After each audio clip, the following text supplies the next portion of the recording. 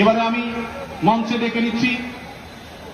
ইসলামী আন্দোলন বাংলাদেশের নায়েবে আমির মুফতি ফয়জুল করিম হাফিজাহুল্লাহকে বিনীতভাবে মঞ্চে আসার জন্য হুজুরকে অনুরোধ করছি। আজকের এই জনসভায় বাংলাদেশের সব ধর্মের শীর্ষ সম্মেলন তারা এসেছেন আমাদের সকলে আজকের এই সমাবেশ আমরা আপনারা